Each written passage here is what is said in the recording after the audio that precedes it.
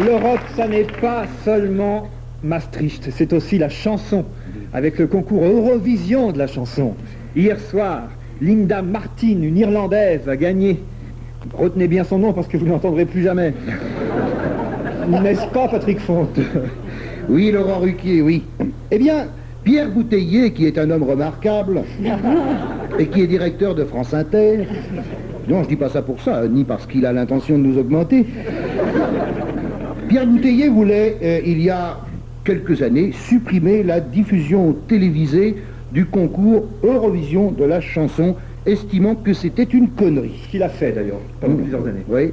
Alors oui, c'est ce qu'il a fait d'ailleurs. Et il va nous augmenter Estimant que c'était une connerie, il n'a pas dit connerie, hein, mais il l'a pensé si fort que ça a couvert ce qu'il a dit. Ce à quoi on lui a rétorqué, enfin, cher Pierre, combien de temps resterait-on assis devant la télé s'il fallait en occulter toutes les conneries? Ça serait la faillite des marchands de canapés. On éteindrait la télé avant de l'allumer. Il n'y a qu'une façon d'échapper à la télé, c'est d'y passer en direct, parce que pendant qu'on y passe, on ne la regarde pas. Cela dit, j'ai quand même regardé hier soir le concours, 3-4 minutes quand même, j'ai regardé le concours Eurovision de la chanson, parce que j'avais un truc à faire, je n'avais pas le temps de regarder tout, j'avais un truc à faire. Alors, en regrettant que le public ne fût pas assis sur des gradins fournis par Albertville. Ce qui aurait permis de dire au présentateur, cher public, les tribunes reposent sur des cales en bois et des parpaings, vous seriez donc bien gentil de ne pas péter. Accompagné par un grand orchestre dont les musiciens jouaient en pensant à leur liste d'achat au supermarché. Des chanteurs et des chanteuses shootés au déodorant vous balancent des merdes où il est question d'amour, d'amour et d'amour. Couché sur son violoncelle, le violoncelliste est toujours à 2 doigts de piquer du nez sur le carrelage. 8 ans de conservatoire pour se faire chier à ce point. C'est plus de la vocation, c'est du commerce. Dans la foule venue applaudir ça, on voit des supporters avec des drapeaux, comme sur le stade. C'est là qu'on voit que plus la foule a de tête, moins elle a de cervelle. C'est pas con, ça. Oui, ça mérite, oui, ça mérite. C'est pas drôle, ça mérite.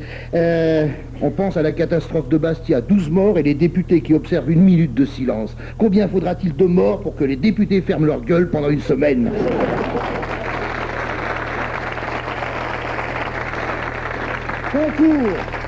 Concours Eurovision de la chanson. Mais qu'est-ce que c'est qu'une chanson?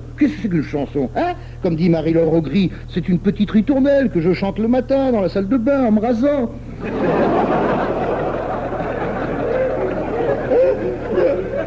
La moustache, hein, pas la founette.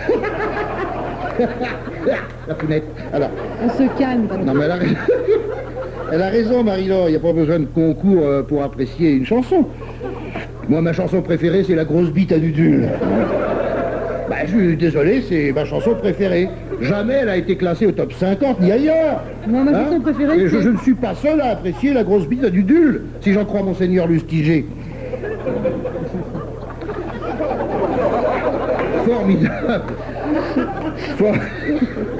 Formidable aussi dans ce spectacle, le gratin des invités qui applaudissent avec la conviction d'un public d'obsédés sexuels participant à une conférence de Marie-France Garot.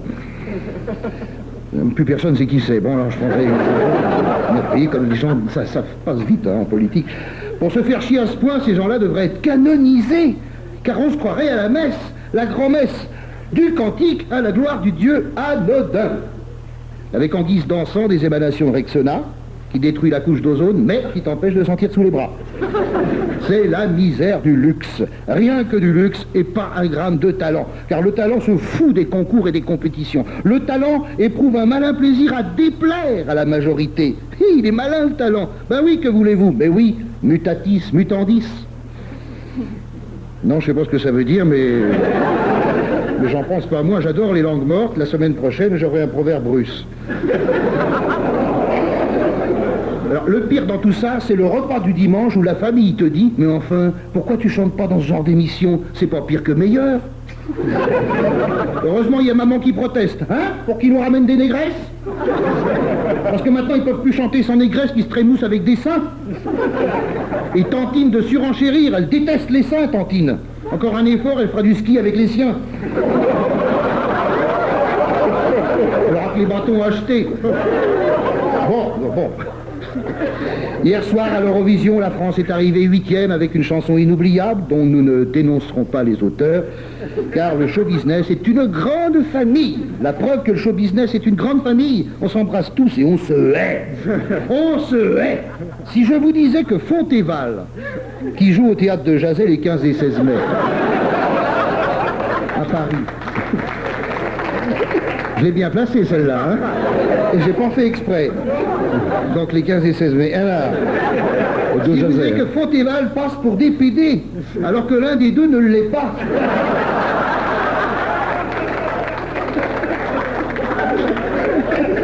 Ah, sacré Philippe.